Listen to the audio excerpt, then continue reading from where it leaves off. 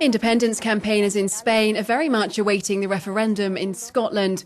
A similar vote is planned in Catalonia in November, which the Spanish government in Madrid strongly opposes.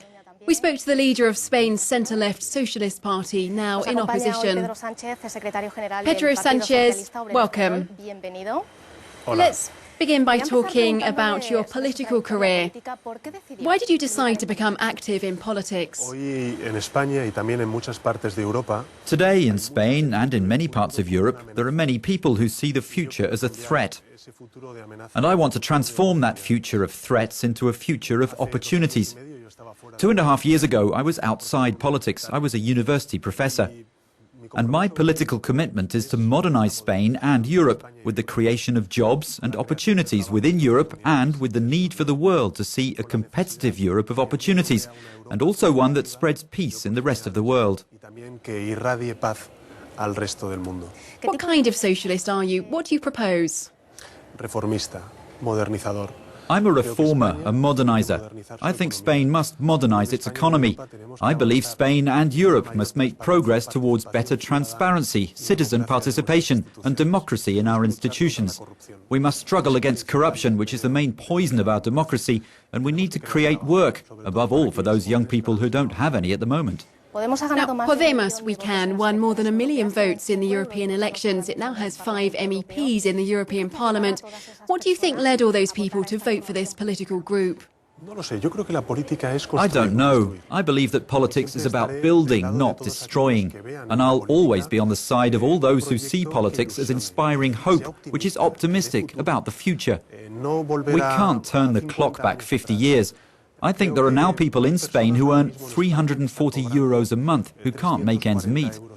Little work is created, and the work that is created is very precarious. There's poverty in the workplace. The important thing is to offer possibilities for work and for decent work. In a recent interview, you said that populism ends up like Venezuela under Chavez. What do you mean by that? How do you define populism? With proposals such as those I've made to tackle a process of fiscal reform which makes the most well-off pay more tax and thus liberates the fiscal burden on the working and middle classes, this is a realistic and fair proposal from a social point of view. To suggest that we nationalise all strategic sectors of the economy is simply impossible. So, between a proposal that positions for social justice, but which also has its feet firmly on the ground, and another which offers false solutions to real problems, I'll take the first. Your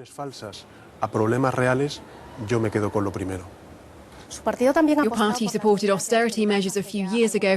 How do you think those measures helped people in the street? There are different ways of doing politics in difficult situations, like those in Europe with austerity. I think Europe should change its economic policy. I've suggested a specific public investment plan for countries with an unemployment rate of above 15%. I've suggested that the Youth Guarantee Programme, which is now limited to under 25-year-olds, is raised to 30-year-olds. Why? Because, for example, in Europe, there are lots of young people between 25 and 30 years old who are unemployed. So Spain, like the rest of Europe, should change its austerity policies for growth and job creation.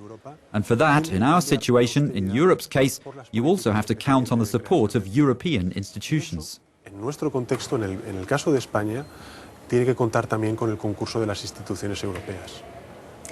Okay, let's talk about Scotland. What do you think would be the impact of Scottish independence on the rest of Europe in other regions? En muchas ocasiones, in many cases, what's important, what counts, is to know how these feelings come about, these desires which show themselves in this vote. Of course, if I place a bet on something, it's for a united and strong Europe and a Scotland which is also united and strong in the European Union and in the United Kingdom. But these sentiments of independence can have a certain influence on other regions. You mean in Spain and in the Catalan debate? I think that in Catalonia what we need to do, what I've said to both Spanish Prime Minister Rajoy and to Catalan President Mas, is to take on the process of renewing the constitution. We've had 35 years of constitutional success, but we must renew that constitution. We must reorganize our territorial coexistence. We must organize our authorities at each institutional level in Spain and in the EU. And we can only do that with constitutional reform. I want a Catalonia in the forefront of Spain from the change in economic and social policy that we socialists want to champion. I do not want a Catalonia outside Europe.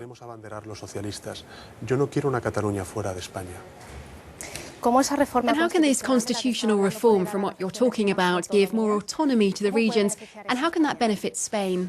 Essentially, what we're talking about is reorganizing responsibilities. Today, lots of people don't know what the responsibility of each level of administration is. What needs to be recognized in the Constitution, which is now not the case, is who is responsible for public health, who's responsible for education, who's responsible for policy on languages, how the model of autonomous financing is put together, which is not in the Constitution either. I believe that would clarify life for citizens a lot, and above all, and it's important, would make savings for the state. Because in the end, it would be much more efficient. We argue for federal models like those in Germany or the United States.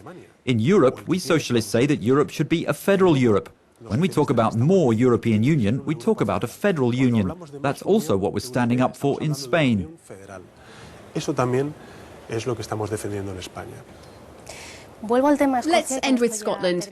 What do you think should be the Spanish position if an independent Scotland asks to join the European Union? If we're going to gamble on something, it's for this strong, united union which we're all in. And I certainly believe that regarding the Catalan question, we should argue in favour of understanding, coexistence, and above all to recognise inside Spain that Catalonia is a different nation that merits being recognised. And that Spain can't be understood without Catalonia, and Catalonia can't be understood without the rest of Spain. It's difficult when there are leaders who demand that their citizens choose between being Spanish and being Catalan. I think that instead of causing division, right now in Spanish and Catalan politics, we need lots of good judgment, lots of courage to face up to the challenges we all face. Pedro Sánchez, secretario general del Partido Socialista Obrero Español, muchas gracias. A vosotros, gracias.